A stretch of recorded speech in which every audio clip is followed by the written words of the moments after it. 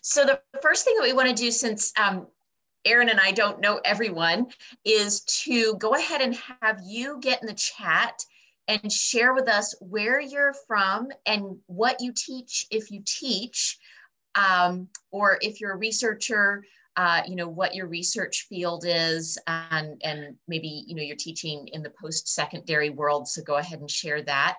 So we just have a sense of where everyone is and what you all are teaching, so we can kind of gear this presentation to you. So go ahead and get in the chat and share that.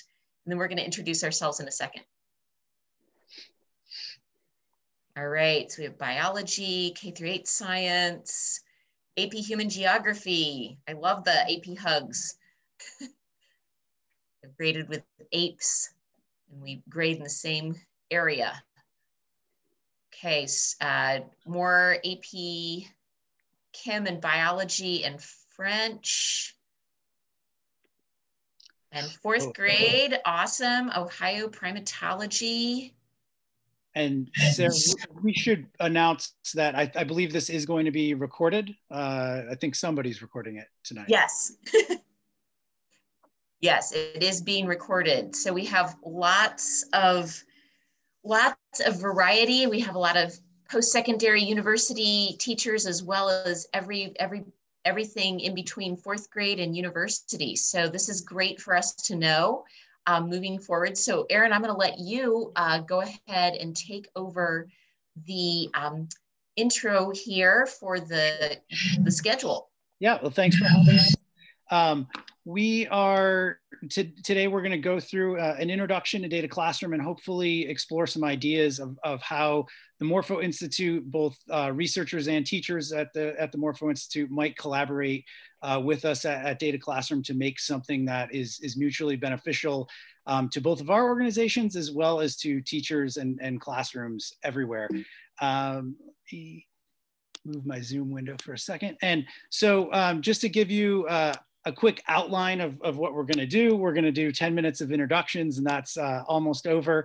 And then Sarah is going to take you through how to work with data in DataClassroom. And she's just going to take you through an example or two so you can see what the platform does and what it's all about.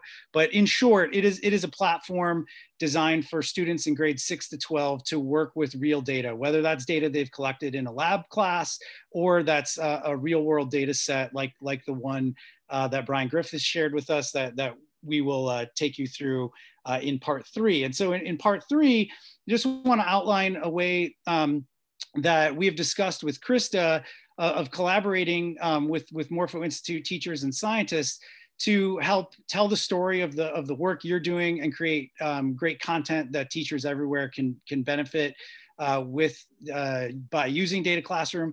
And then we're going to leave hopefully sufficient time at the end to kind of discuss ideas, take questions, maybe kick around some ideas of where we might go with this. And I hope we actually can lay out some action steps of things that we're actually going to do going forward.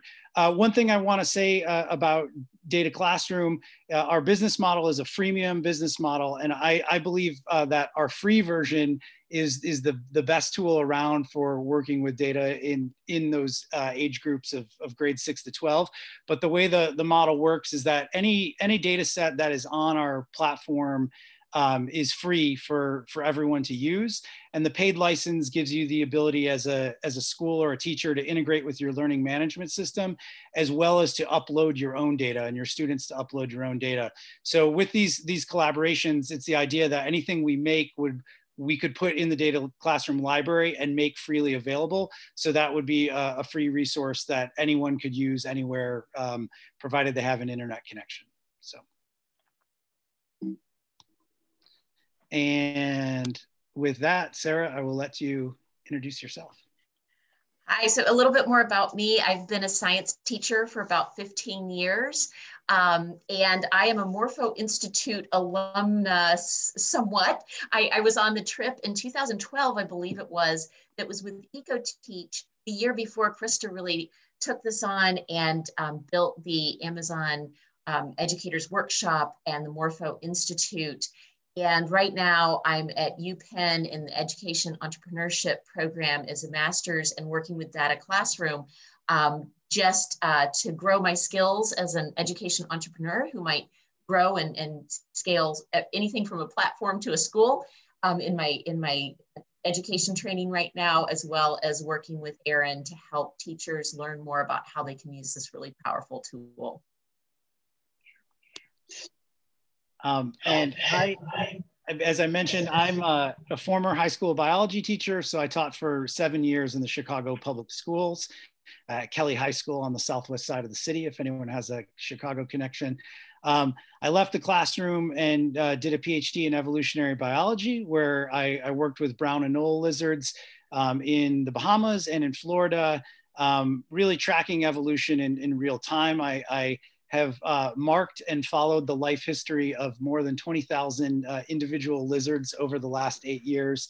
And along the way, roughly about 3 years ago, started working on DataClassroom because I saw a real need for a data tool that was built for young people. My training as a scientist exposed me to all sorts of tools for making graphs and doing statistical analysis, and realized that, you know, Excel that I had been using with my students, it was fine in a pinch, but it was not the learning experience that I had in mind. And that's how I started working on DataClassroom.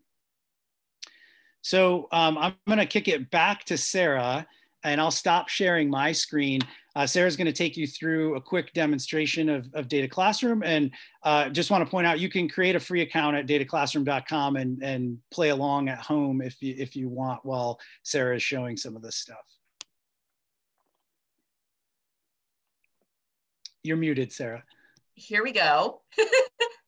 All right. So first off, this is the platform. If we go here, you can see that this is the website. And so you can make your own account here and access these ready to teach lessons. And Erin's going to go more into this later, but this is where our library is of all the different ready to teach data sets are. And this is what your dashboard would look like if you're signing up for an account. And here it shows you all of the data sets that are most recent, the ones that you've worked with most recently. You can also do things like import your own data with that upgrade account, and create your classes here. So this is your dashboard, and I'm going to go into another South American famous evolution example here, the finches in the Galapagos, just to show you the basics of the platform. And then Erin's going to go more into the data that Brian has sent us. So what you can see here is the basic table view. And we've got a couple things here at the top that are really useful for teachers. So there's information in here that can link to other sites that can help with lessons that augment the data sets, and might even have things like questions that you can get your students to answer, as well as how to actually go through the flow of building a graph and going into the statistical analysis, the graph-driven tests and analyses here.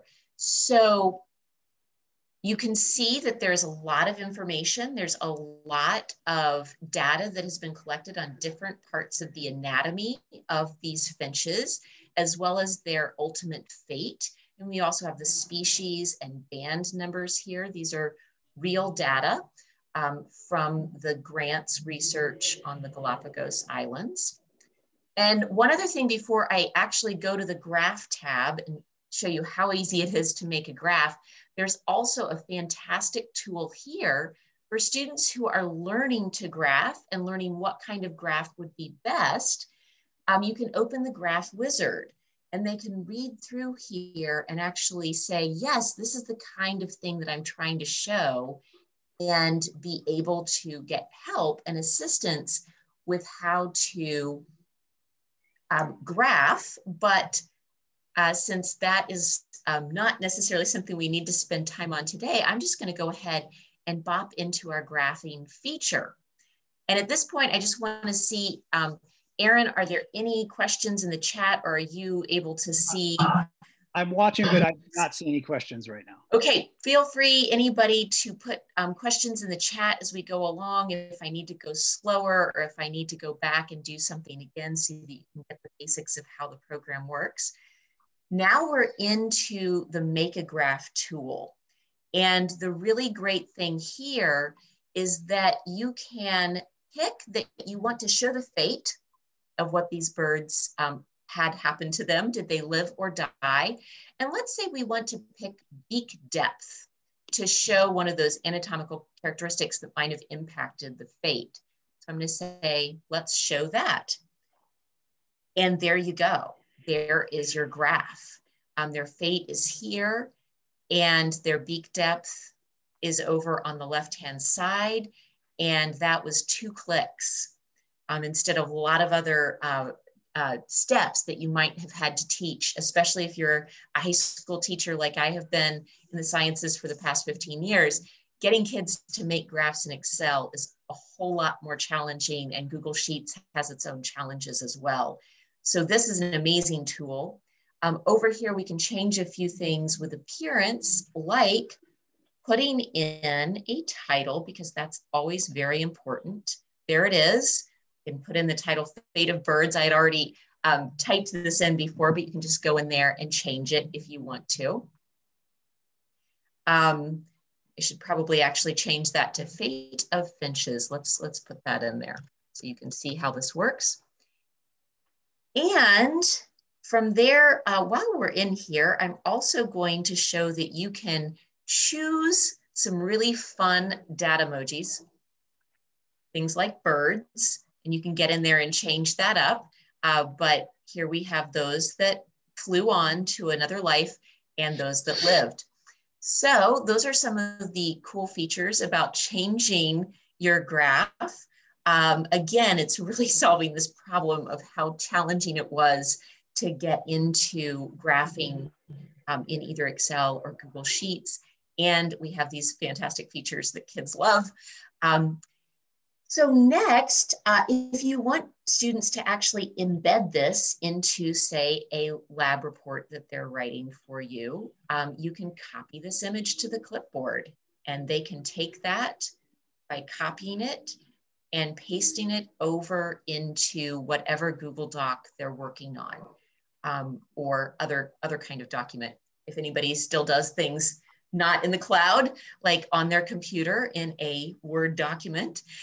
So that is a super easy way to have students take their work analyzing data and put it into a lab report. And a couple of other things here. You can see that we have descriptive stats.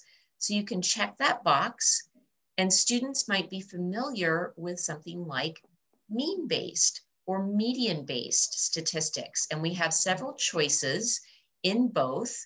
For our mean-based, you can use standard deviation, 95% confidence interval, or these here.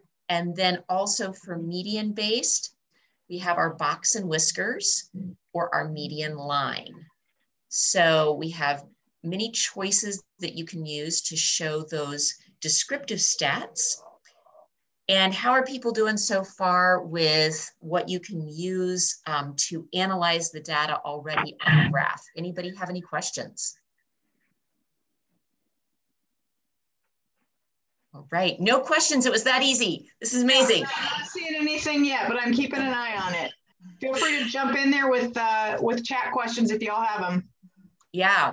So here's the basic tool and how you can use it so easily to have students graph and start to analyze with some of these descriptive characteristics.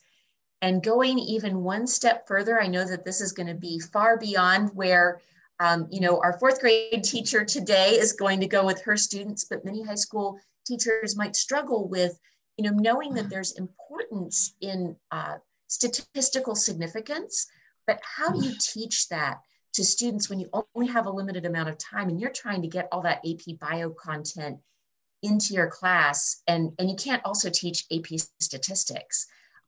So we have this great graph-driven hypothesis test. You can click on this right here, and it will suggest which test is going to be best. And right now it's saying the t-test is going to be best, so I can click calculate. And it's going to give me all of these important pieces of information, including the p-value, which would really show if there's statistical significance in this piece of data. And if you don't have time to explain exactly what all of that means and go through a week of AP statistics level teaching, there's an explanation. What does this mean? A value of 0.01 means that the groups are different, that is statistically significant, and it shares more information about that here.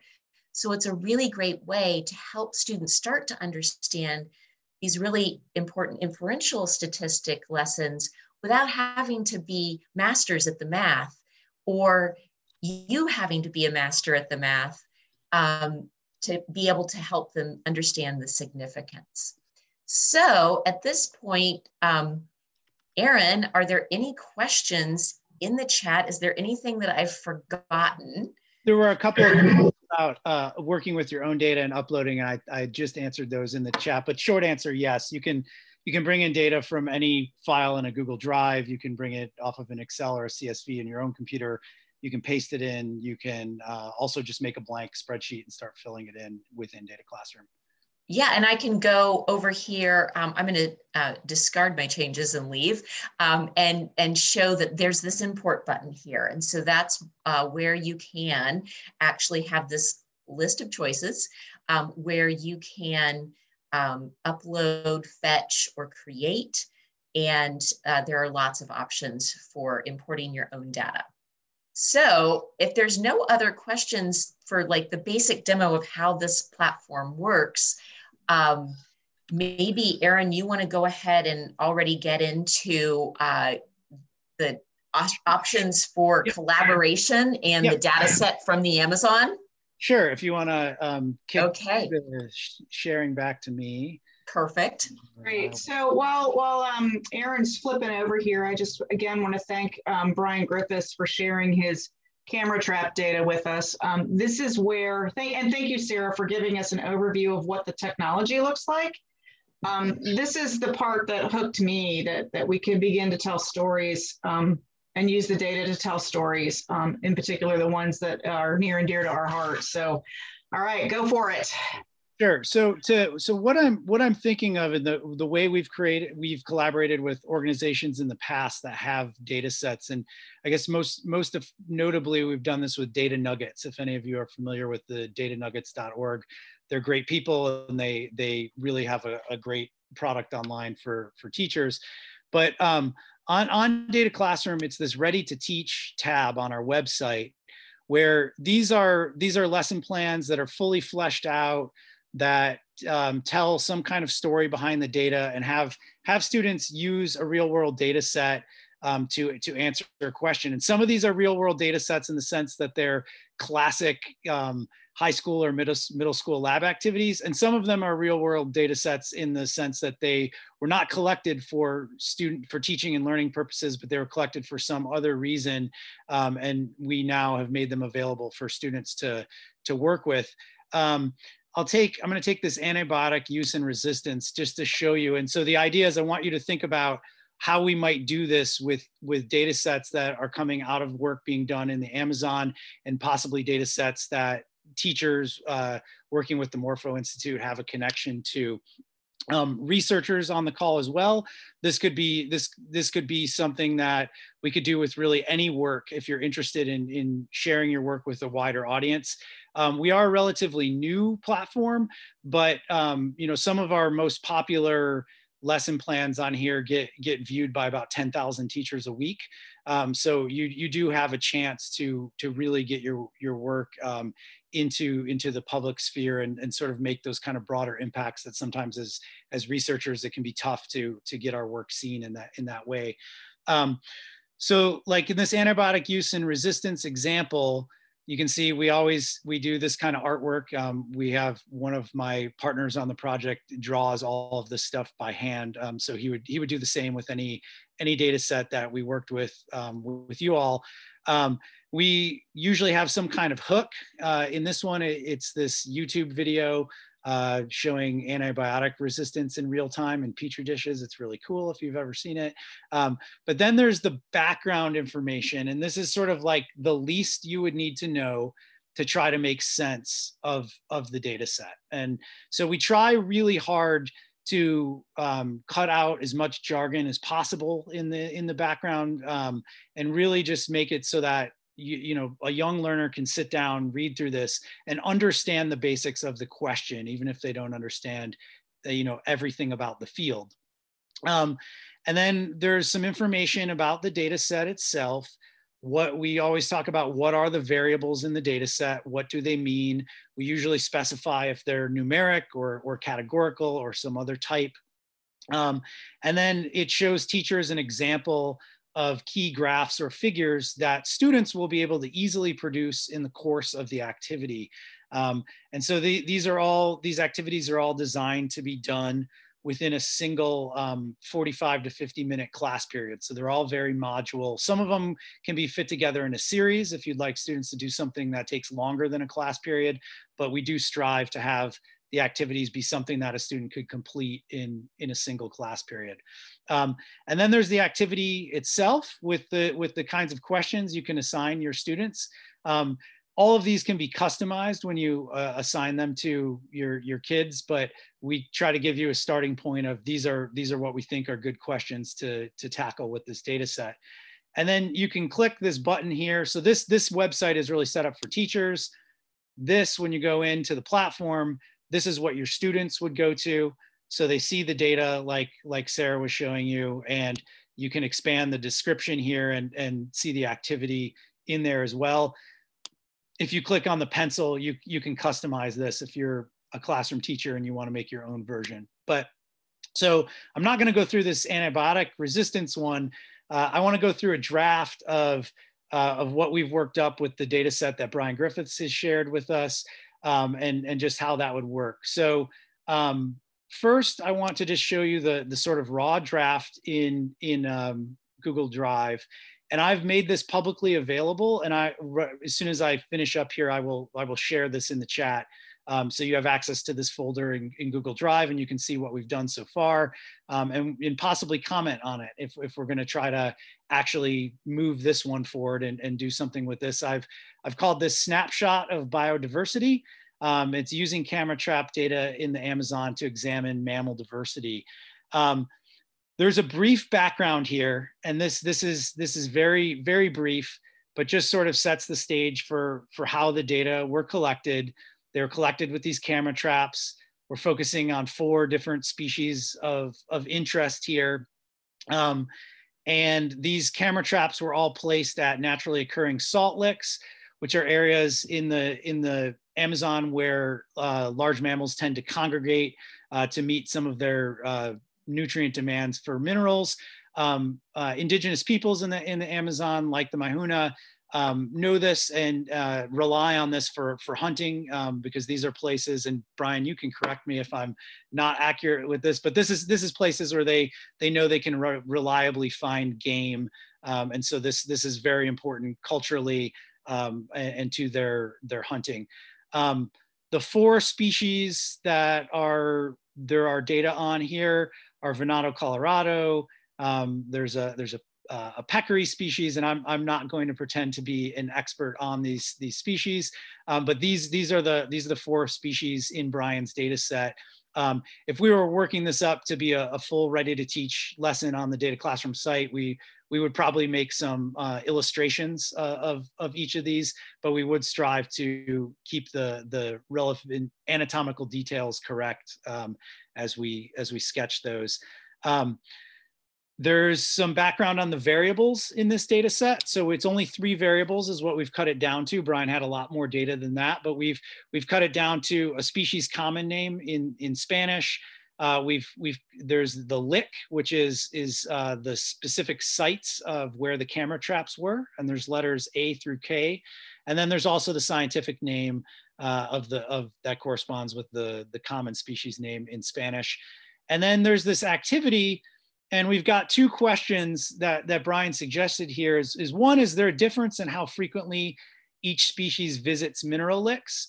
And then two is there a difference in species diversity, that's number of species between sites? And for both of these questions, we've asked students to explain their answer using the data as evidence. So I'm gonna flip back over to this data set.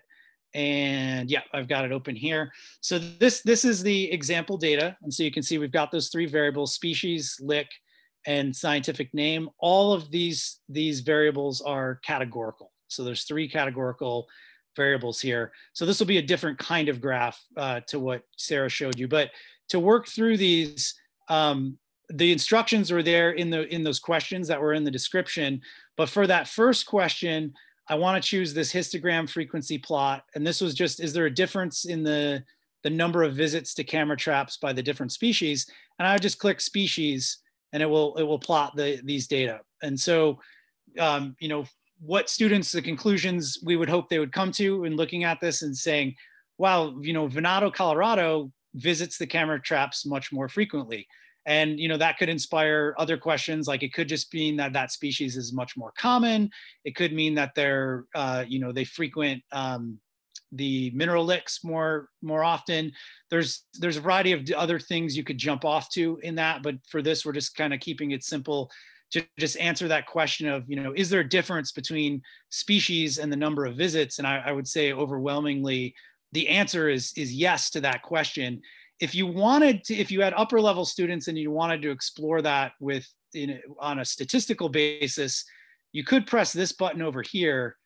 This is the graph-driven hypothesis. And based on the graph that you have drawn, it says, well, this chi-square goodness of fit would be the most appropriate test. And this is really just seeing, you know, are these data distributed in a non-random way? And, you know, you can, just to look at this graph again, you can tell with your eyes that, yeah, there's way more of these Venado, Colorado visiting the camera traps. But if you wanted to put statistics to that, you could calculate this. You get a chance to set your null hypothesis. We'll assume even distribution here is the null. And then you run the test, you get a p-value of less than 0.01. The chi-square value is 710, which is quite large. So this is a highly statistically significant result. And again, you don't need statistics to analyze this. You could do that visually, but it's there if that's the level of student that you're working with, or the age group you're working with. For that other question, it asked about, you know, is the diversity the same across the different licks? So I'm going to add, or I'm going to take species off the plot by just Xing it out. And I'm going to add lick on the plot. And so this is the total number of visits to each lick. And so you can see, like, licks F, G, and H get visited a lot more than the others. But I want to now, to really answer our question of diversity, I'm going to add species. And you see it appears over here at the panel at the right, and it's gray because it's not showing. But if I click Z, now it will split that out by those 4 different species. So you see we've got the 4 colors.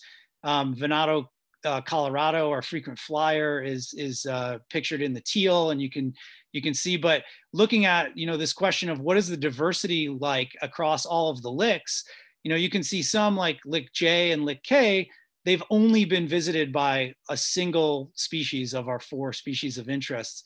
And then you see others like F, G, and H, which have a lot of visits from multiple different species. There's still, you know, more frequent visits by Venado, Colorado, but we are seeing visits by all 4 at these. And it looks like lick A, we also had that higher level of diversity, but less visits overall, you know, in terms of frequency, but we still have that diversity with all 4 of them represented.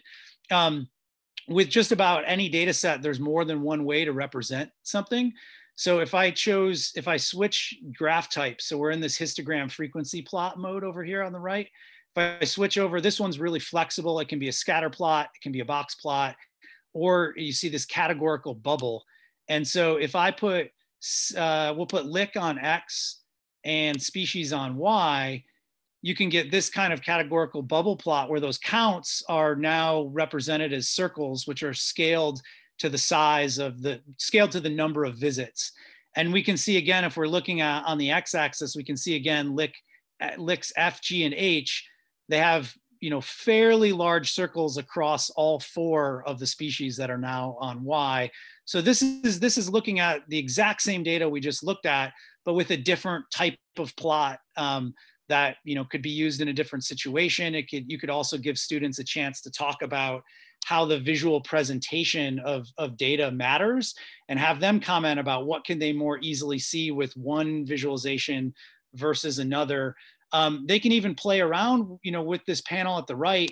You know, if I wanted to switch what's X and Y, it's just as simple as clicking the control panel over here. And our philosophy with the tool is we don't want to overwhelm young learners. So we start adding more options as they become relevant. And so, like, you know, when in the graph that Sarah was making with the Finch data, she had the option for descriptive statistics because that was a good fit to add those mean and error bars on the graph she had. That's not as good of a fit here, so that's not an option for students. We just keep it simple and let them control the things that are relevant to the plot. So the computer is doing a little bit of the thinking for them, but they still have plenty of opportunity to explore a data set, you know, in a lot of different ways. And, you know, I could do this with the scientific name as well. If I add that variable, I click show, it appears on the right, and, you know, I could make that my X, and then it just changed. And so the plot didn't really change because those are it's still the same data, it's still those species, but the labels changed because I changed that variable. So, you know, this is an example of, I think this lesson could definitely work. And I think this could be content that a lot of teachers would find really valuable and, you know, could sort of be done in a single class period. But I would love to open this discussion to see if any of the teachers or researchers on the call have other ideas for, you know, working on making these kind of ready to teach lessons that, you know, if this is something you would be willing to share on the platform and maybe even work on with some of the writing or curating a data set or that kind of thing. So with that, we've hit our goal of leaving 20 minutes for discussion. So I'm just going to stop talking for just a little bit and see if we have questions and can get some discussion going here. Erin, before we open it up completely, there was one question, kind of a tactical question. If students are uploading their own data, do they have that same restriction on features where things like descriptive stats would not show up? And how is that controlled? They do. So it's you know, it's just, you know, algorithms that we've built in. I mean, just sort of simple logic flow. And so, like, if you're, anytime that you're doing a representation of all the raw data points, then we give the option to show the descriptive statistics. So if it's a dot plot, you know, with a categorical X and a numeric Y, you'll have the option to you know, add mean and error bars, make that a bar with some kind of 95% confidence interval or a box and whiskers. But when you're working with categorical data like this, you're not going to be able to see a calculated mean because you can't calculate a mean in quite the same way. Well, and then also there were some great ideas in the chat already about different languages. And I know that, like, you know, we're fairly new. And so, you know, having multiple languages on the platform is well, interestingly enough, so I don't want to go too far down this rabbit hole because I know how hard that will be building the translation. But so my partner and lead engineer on this project is in Copenhagen, Denmark. And so right from the start, we have built everything to be compatible in multiple languages. So the translation is built in. We actually have prototyped a Spanish translation, but we have not kept it updated. That is something we would love to do, but we're kind of just too small of an organization right now to have the the bandwidth, but it is something that I would expect we will do within the next year or so. And so lots of ideas about, you know, kind of maybe even getting guides involved that are part of this, the Morpho Institute. And there were some other great ideas in terms of collaboration. So I'm going to open it up to everyone and see what people share. Yeah, feel free to unmute yourselves. You know, there's not too many of us, so just kind of raise your hand, unmute yourself, and fire away.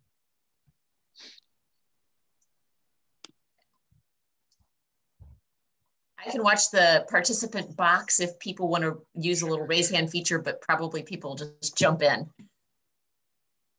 Janet, I see your smiling face, but I can't hear you. I'm just loving all of this and my brain is whirring. So I haven't, you know, formed the specific question yet, but I think that, you know, I love the idea of any kind of data. You know, we've talked about this for so long, to have a platform that can communicate the story and teach at the same time. So I'm pretty jazzed about it. And I love data nuggets, and I'm glad that you guys are working with them. So yeah. They're fantastic. They are really Janelle is up. She's got her hand raised. I love this, and I know that you are new, and I'm not trying to add to your to-do list, but you know, there were already huge opportunity gaps before the pandemic, and they've only increased for marginalized populations like English learners, which Spanish speakers are the largest percentage of in the U.S. And I was just thinking, if you all could make this at least in Spanish. And it's also, if we think about the, you know, national language in the country where a lot of these stats are coming from. And yeah, it would be a way to employ the guides in the meantime, as, I mean, who knows this material better, right? We all know that firsthand. And like, but in terms of marketing this to school districts and teachers, if there's a way to engage English learners who are, I mean, just using Spanish as an example, that would engage, you know, both language and content knowledge, I mean, you're knocking it out of the park. I just think that would be incredible. Yeah, well, one nice thing about sort of mathematics and data is that they can tell a story in numbers and pictures, even without language. But I do agree, we would love to have some translations in Spanish. Would be the sort of first on our list, given where we're used most frequently. But yeah, it's something exciting to think about. We just need to have sort of the resources to employ some real translation help.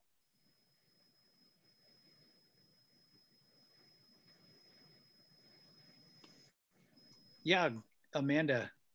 Hi. I mean, obviously this is amazing and wonderful. And I'm also wondering if I have only been kind of playing with it just briefly.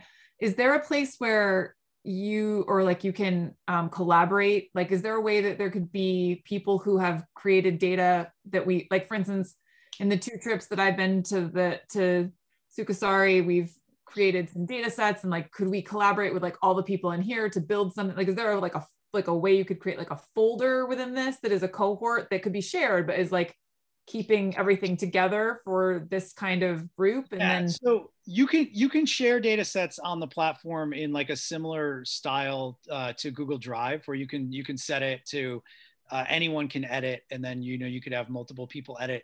But what I would, if you've got data sets that you've worked with, we're also fully integrated with Google Drive. So what I would do is keep those data sets housed in Google Sheets, and then you do the fetch, and it creates a link to that Google Sheet. And then if you create a change in the Google Sheet, you can refresh on DataClassroom, and it will just bring in the most recent version of that sheet. And so that teachers take advantage of that all the time, where they have 50 students all uploading data to the same data sheet that's their chemistry lab or something, and then they'll bring it into DataClassroom, and then you have one group say, oh wait, we made a mistake, we need to change our data, and you just hit the reload, and it will refresh it. So that's a way I would I would collaborate. I made this this folder for tonight's event publicly available. I haven't shared that with you yet, but that could be a place if you wanted to start working, if there's maybe some people on the call who wanted to start a working group and say, what can we do with this data set? You know, you could upload that data set, then maybe open a doc to be the start of the activity and sort of start writing it up. Yeah, I mean, what I'm thinking about with this group is that we all have a crowdsourced amount of talent in this room. And so like, you know, somebody might be really great at uploading the data and working with that. Someone might be really great at writing the content, you know, work. And if we all work together through this platform, if it's all organized that way, we might be able to create all the stuff that Chris has been talking about with Morpho, so that we like I said, have crowdsourced the package that we're trying to create. I think it's really great. There's a lot of potential for that, like collaboration, and getting our students involved in like adding those data sets in is really exciting too. And people who are actually in Peru who could be collaborating with us. So let me jump in just for a second and tag team on what Amanda just said. So obviously, I'm going to go back to the storytelling a little bit. This is, for me, very much a vehicle for us to share, build Amazon awareness. That's priority number one. Share the story of the Maya Huna. And of course, you know, it would be absolutely lovely to have the little Morpho butterfly flitting around as a branded, you know, hey, this is Morpho that did this. And Morpho is not me and Kelly and Nancy, it's all of you. We're just the ringleaders, the temporary guardians of this thing. So we are in conversation about having a curriculum writing workshop this summer for teachers that are available that want to put their heads together, and thinking that the DataClassroom opportunity is a very rich one for us to focus in on some stories that we can tell, and then the data sets to go along with them. And again, I'll give a huge shout out again to Brian. I put out a call to all the faculty and said, who's got data? And Brian came back within, you know, an hour and said, sure, you can use my data, go for it. And just like that, you know, I know Aaron put in some, you know, a little quick learning curve there, read the paper, got the data, wrote the set, and so that's in very rough draft form, and so we'll continue to work through that, but it could be a very powerful model. So I love, Amanda, that you are already thinking that we've got all this talent and we just need to bring it together. And this DataClassroom, I think, especially for you upper level high school teachers, is a great place to kind of organize your thinking. Janet's got sitting on data, Steve Madagasky's sitting on data, Marie and Lindsay and Katie are online right now on data with data that I'm sure they're thinking, gosh, you know, there's some things that we could do with this. So I'm super excited. So I'll shut up now, and anybody else comments, please. Well, and I want to call out Marie for her great idea in the chat, partnering with, I think it's the college that you teach at. But would you want to jump in here and share a little bit more? Sure. Should I put my face up? No, I can't. Don't worry about it. We love the dolphin. Yeah, but I don't look like that. So Valencia College, you've got like 70,000 students, and especially since the pandemic started, like all of our interns, all the internship programs got suddenly stopped and everybody got sent home. And doing the translation would probably be something they would probably embrace, because it would be something that a lot of my students are bilingual, just because we have such a high Hispanic population. I'm in Florida, Orlando, Florida. And if you're interested in having somebody help you translate, I can connect you with the internship director. I've written up descriptions of internships, but you two, I guess, would be the people to help tell them, like, this is what we need translated. And then I don't know if you guys would be the programmers that, I don't know how that works on your side, the computer magic part. Yeah, how it would work is, so we'd have a text file of all of the text that appears in all the different places in the app. And it's quite complex because there's a whole number of different pop-ups and helps and things that help guide students along. But it would be a text file with all of that stuff. And it would be, you know, the English would be there, and then it would be a space to write in the Spanish for all of that. So it would be every little button and pop up and help, and it would just be writing that into a text file. And then the format would be dictated by Dan, my engineering partner, but then he would have a script that would just scoop that translation straight out of there and plug it into the Spanish language version. So it'd be, if you're interested, I'll reach out next week, because it's definitely, yeah. If you can actually send me an email with the contact there, and I'll put my email okay in there. Yeah. Got it. Whoops. We've got some other great examples of other collaborations going on in the chat with Globe, iNaturalist, as well as eBird. So lots of ideas for collaborations, but of course we want to keep it, Morpho Institute and Maihuna focused, maybe with this crowd, but there's so many talents and interests too. Yeah. Can I ask a question? Oh, okay, yeah. Who was first there? It looked like we had Jessica, Nancy, and Marie, maybe all at once. Nancy, do you want to go, and then we'll get Jessica and Marie in? Yeah, my question has to do with the data sets and how static they are. So for example, the camera traps, we're getting new data all the time. So how can they be refreshed? How easy is that? So that students are working on, a real time or as real time as possible. It's fairly easy to refresh it if the data is living in a Google Sheet because of that link, but you do need someone who owns the data set would manually need to hit the reload. And like we did that with in the early days of the coronavirus in China, actually before it was even known to be in the United States, we had a lesson plan and we were updating it every 2 to 4 days. So it's pretty easy to do. And then we'll just put usually we'll put a text note of, last updated April 14th or something like that. So we could, that would be a very cool idea. And we could sort of, write that into the lesson of this is data that's coming in all the time, and it's constantly being updated. See the note to see when the last update was, and we could definitely do that. Yeah, I think that would really strengthen it, especially if the scientists say these are questions we're really interested in, and students can help figure it out. Thank you. Yeah. So along that, just to follow up on that real quick, and then I know Marie was going to ask something. We do have a team of teachers that are working with Brian on looking at camera trap data for sloth behavior. It's very informal right now. We've done a little bit of tagging. We obviously have not been in the Amazon to really work on those camera traps. Explorama has just been an incredible partner in all of this too. There's a camera trap between Napo and the Axe Canopy Walkway, and that's the one that Morpho has really been focused on. So Nancy's idea of having this being an ongoing data set, once we can get ourselves back into the Amazon and coordinate with Explorama to keep those camera traps up and running and data being uploaded, I think we could really do something here that would be because we want this to be a long-term ongoing project where we're monitoring biodiversity on behalf of Morpho and on behalf of Explorama.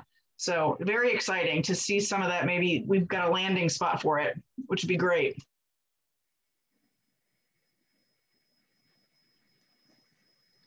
Yeah, really. So I guess going forward, I don't and maybe I don't know who else has worked with Brian, but Brian, maybe we could talk about doing something to flesh out that activity a little bit. I saw in the chat that you have some quantitative variables that you could put along with that to give some more options. But if that is something you're interested in going forward with, we could do that. I don't know if there's a way to get some other teachers involved as well, but maybe we should in that Google Drive folder, we could let's start like a blank doc in there that's just like ideas for data sets, and we could start a list going in there. Yeah, that sounds great. And I'll make one right now. Cami is asking how soon will this data set be available on DataClassroom, and Cami, Aaron and Brian, so Morpho and Brian and DataClassroom need to kind of sit down and get our heads around where this could go.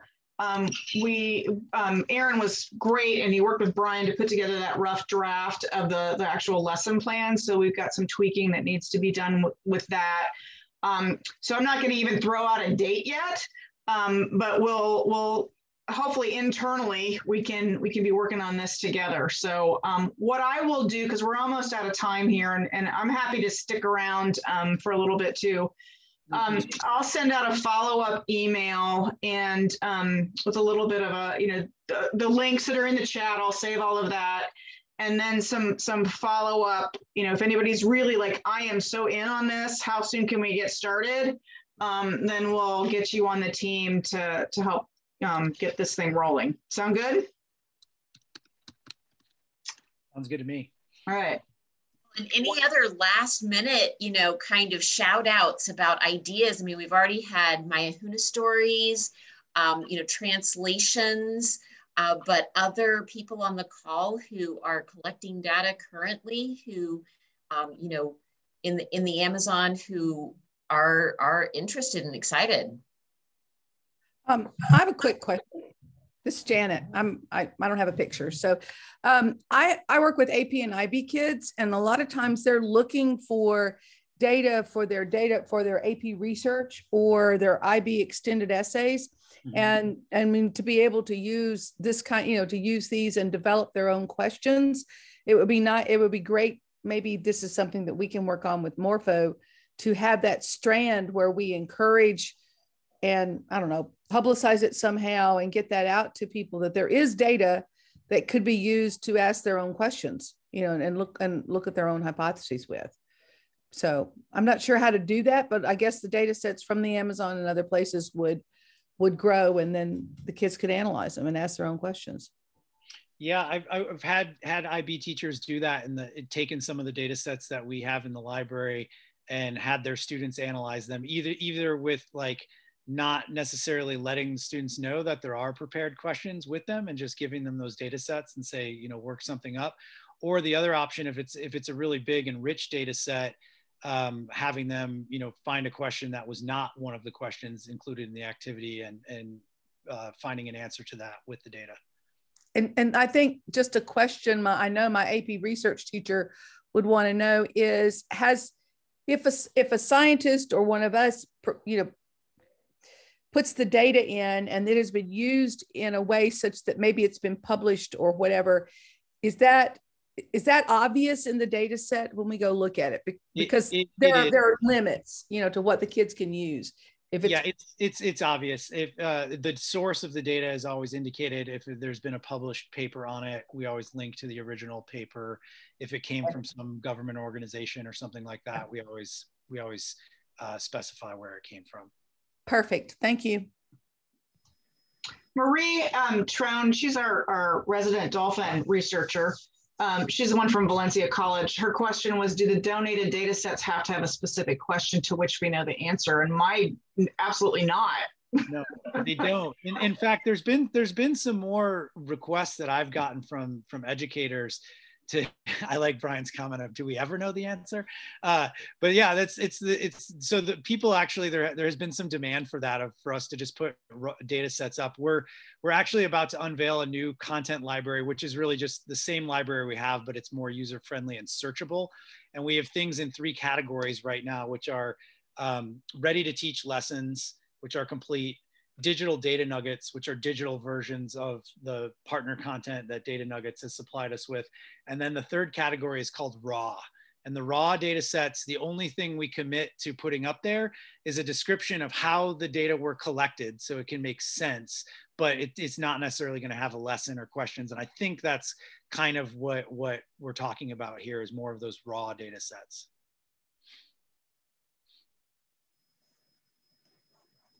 Well, that sounds terrific. So because we are at 8 o'clock, 9 o'clock Eastern, first off, thank you so much, Aaron and Sarah, for this was just terrific, and we're super excited about the collaboration. Thank you, Brian, very much again for your willingness to just so freely share your data and your research and make it public.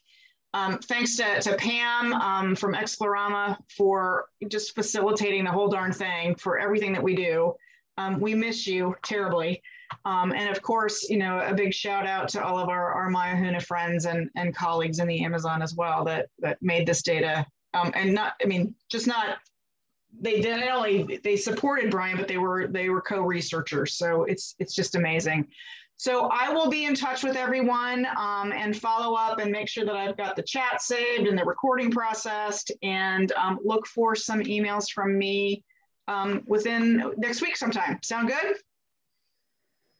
All right. Fantastic. All right. Thank you both so much. Hang in there, everybody.